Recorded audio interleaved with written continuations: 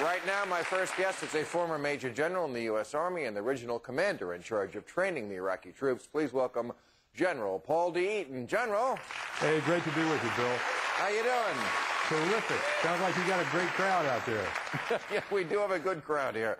And I thank you for doing this show. I thank you for coming out and speaking, because I know when you're a military man, probably the hardest thing to do is to speak out in a way that's not positive about the people up above you in the chain of command.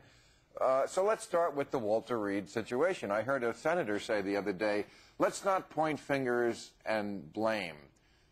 Why not? Shouldn't we be exactly pointing fingers and blaming?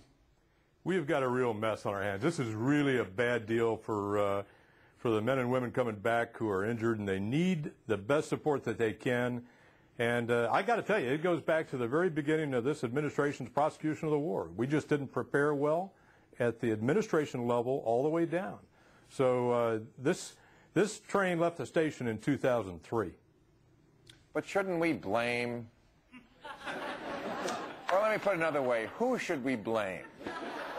You got blame up and down. And the primary guy, you know, it's not just about money, mold, and mice. We've got a problem in managing the caseload that we've got. And wait. You said primary guy. Sorry? Who's the primary guy? You started to say I'll put it right on Rumsfeld's shoulders. Oh.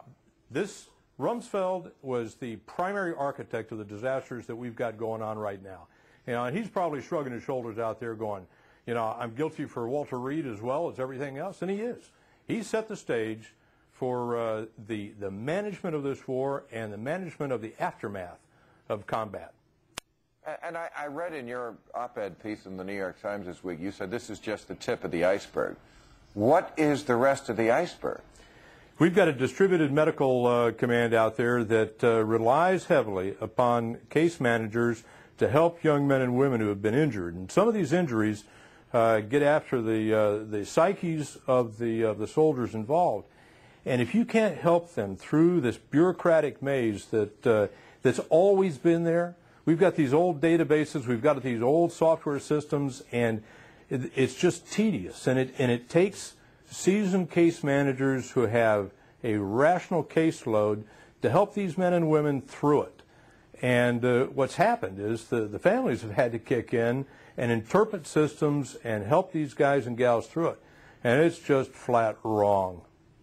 It seems like loyalty is a one-way street in that Bush administration. I've got real problems with this administration. We are in the midst of recovering right now from a constitutional crisis where you had the executive trump the other branches of government, and the executive concentrated in President Bush, Vice President Cheney, and Secretary of Defense Rumsfeld. And with the arrival of a Democratic-controlled Congress, thank God, in 7 November, we've got a chance to unsort and to figure out how to get out from under this. But I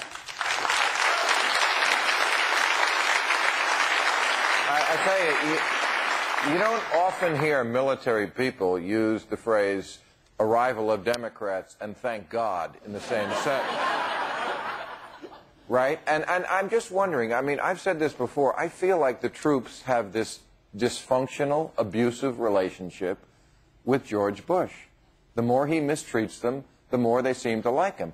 I mean, the only speeches he ever makes are in front of troops or toddlers, the only two groups of people who won't boo him, and I'm not that sure about the toddlers. Why do they still like George Bush? We've got this thing that, you know, so many military believe that Republican administrations are good for the military. That is rarely the case. And we have got to get a message through to every soldier, every family member, every friend of soldier, that the Republican Party, the Republican-dominated Congress, has absolutely been the worst thing that's happened to the United States Army and the United States Marine Corps. I didn't know you felt that way.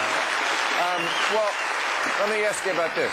There are two plans that the Democrats seem to have, or that they're floating in Congress. One is to defund the war.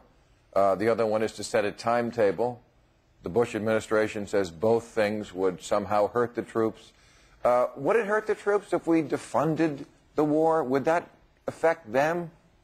It would be a very serious problem for the United States Army, and it would be political suicide for the Democratic Party. Wow. We have got to come after this problem in a different vector. We've got to go after some of the things that this president, I hate to use the word contain, but there is a containment opportunity here for the executive branch of government today. But General Petraeus, who's our man in charge there now, and by all accounts, a brilliant guy, incredibly capable, you'd agree? I've known Dave for a long time. He is a superb human being, he is a superb soldier, and he is a great leader. Well, that would qualify as an unqualified recommendation. But he said the other day, any student of history recognizes there is no military solution in Iraq. To which I would say, then, General, what are you doing there? Well, I tell you, this administration has dropped this load on the shoulders of the United States Army and the Marine Corps. And you have seen absent the State Department and the rest of the President's cabinet in trying to get after the political, the economic, the diplomatic solutions that we need to work to get this thing done right. But the military has been shouldering the entire burden of this drama since 2003. Boy, they and sure have. It's high time that we get the rest of the United States government into this fight. Well, if there's anybody who knows about